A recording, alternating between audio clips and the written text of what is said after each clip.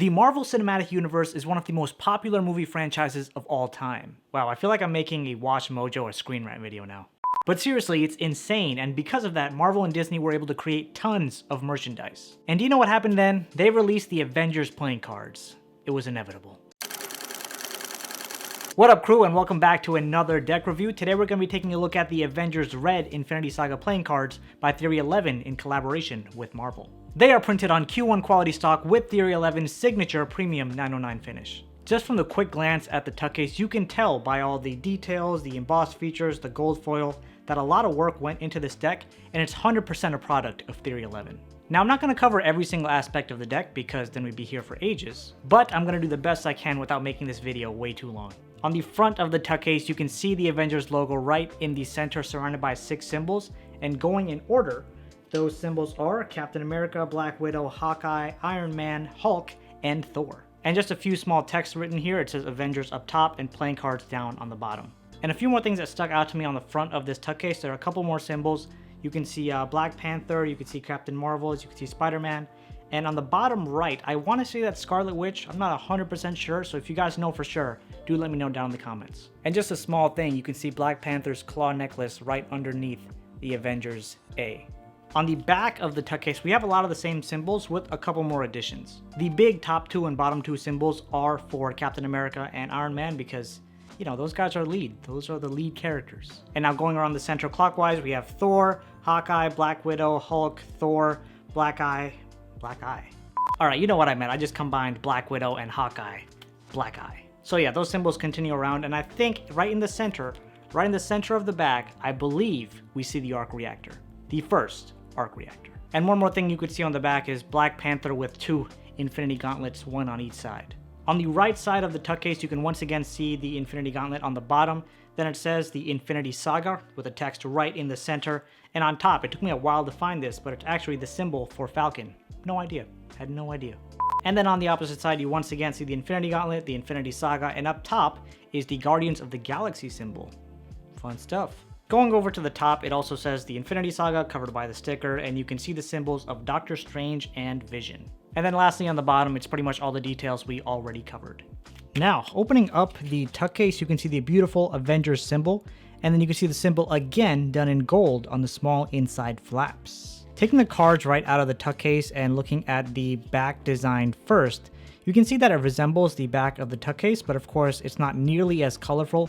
And honestly, I think if they went with that same color scheme, it would have been amazing, just another level of amazing. Taking a look at these ad cards next, they are extremely similar. Theory 11 could have done something with them, but they usually choose to just not do anything with ad cards aside from ads.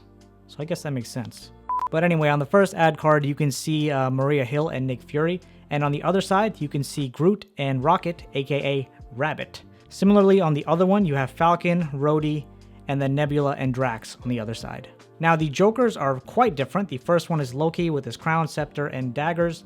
The God of Mischief makes a lot of sense to put on a Joker, so this worked quite well. The second Joker is Thanos with his double-edged sword and Gamora's switchblade. Now, it's strange how Thanos has his face on the Joker and Loki doesn't, so I just found that to be an interesting choice. Like, they wanted that chin sack on there.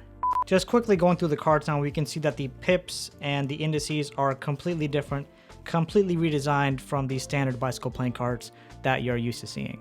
Looking at these aces next, I believe they're all there to represent characters, with the Ace of Spades being Doctor Strange, the Ace of Diamonds being Vision, the Ace of Clubs being Captain Marvel, and the Ace of Hearts being Gamora. And now the moment of truth. What really drives the MCU? Do you know what it is? It is the characters that appear on these court cards. So for the spades, we have Hawkeye as the Jack. You could also see a little Ant-Man right there. And then on the flip side, you can see Ronin.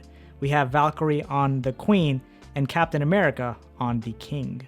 For the diamonds, we have Hulk on the Jack, Scarlet Witch on the Queen, with a little wasp thrown right in there, and Black Panther as King. Then for the clubs, we have Star-Lord as the Jack, Black Widow as Queen, and Thor as King. And lastly, with the hearts, we have Spider-Man as Jack, Captain Marvel as Queen, and the King of the MCU, the first ever character, Mr. Iron Man with his nanotech suit and Infinity Gauntlet as the King. Lots of good stuff in this deck. Now, as far as handling goes, let's do some cardistry and find out.